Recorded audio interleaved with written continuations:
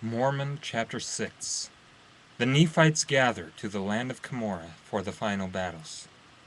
Mormon hides the sacred records in the hill Cumorah. The Lamanites are victorious, and the Nephite nation is destroyed. Hundreds of thousands are slain with the sword. And now, I finish my record concerning the destruction of my people, the Nephites. And it came to pass that we did march forth before the Lamanites.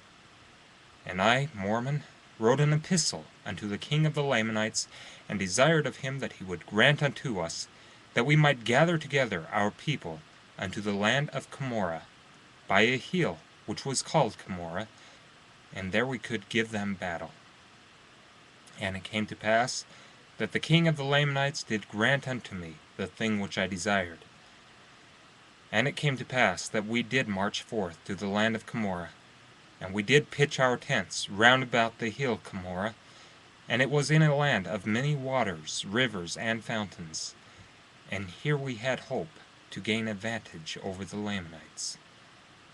And when 384 years had passed away, we had gathered in all the remainder of our people unto the land of Cumorah. And it came to pass that when we had gathered in all our people in one to the land of Cumorah, behold, I, Mormon, began to be old, and knowing it to be the last struggle of my people, and having been commanded of the Lord that I should not suffer the records which had been handed down by our fathers, which were sacred, to fall into the hands of the Lamanites, for the Lamanites would destroy them. Therefore I made this record out of the plates of Nephi, and hid up in the hill Cumorah all the records which had been entrusted to me by the hand of the Lord, save it were these few plates, which I gave unto my son Moroni. And it came to pass that my people, with their wives and their children, did now behold the armies of the Lamanites marching towards them, and with that awful fear of death which fills the breasts of all the wicked did they await to receive them. And it came to pass that they came to battle against us, and every soul was filled with terror because of the greatness of their numbers. And it came to pass that they did fall upon my people with the sword, and with the bow, and with the arrow, and with the axe, with all manner of weapons of war. And it came to pass that my men were hewn down, yea, even my 10,000 who were with me, and I fell wounded in the midst. And they passed by me, they did not put an end to my life.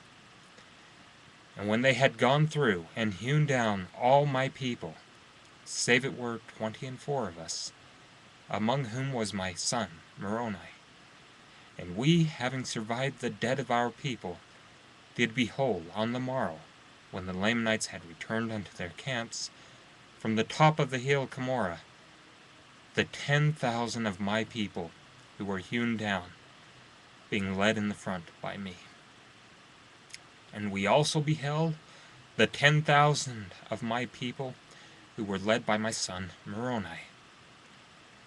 And behold, the 10,000 of Gigadonah had fallen, and he also in the midst.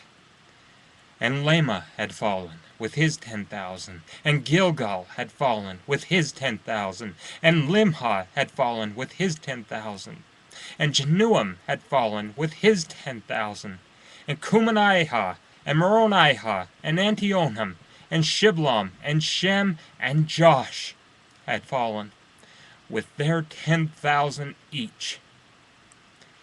And it came to pass that there were 10 more who did fall by the sword with their 10,000 each. Yea, even all my people, save it were those 24 who were with me, and also a few who had escaped into the south countries, and a few who had deserted over unto the Lamanites, had fallen, and their flesh and bones and blood lay upon the face of the earth, being left by the hands of those who slew them, to molder upon the land, and to crumble, and to return to their mother earth. And my soul was rent with anguish because of the slain of my people. And I cried, "Oh, ye fair ones,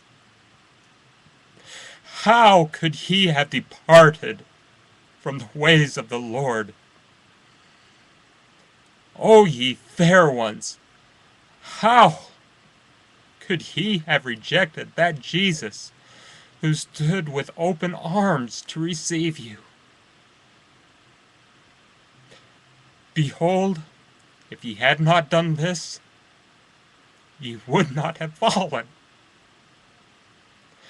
But behold, ye are fallen, and I mourn your loss. O ye fair sons and daughters, ye fathers and mothers, ye husbands and wives, ye fair ones, how is it that ye could have fallen? But behold, ye are gone, and my sorrows cannot bring your return. And the day soon cometh that your mortal must put on immortality, and these bodies, which are now moldering in corruption, must soon become incorruptible bodies. And then ye must stand before the judgment seat of Christ, to be judged according to your works. And if it so be that ye are righteous, then are ye blessed with your fathers who have gone before you. Oh, that ye had repented before this great destruction had come upon you. But behold, ye are gone, and the Father, yea, the eternal Father of heaven, knoweth your state, and he doeth with you according to his justice and mercy.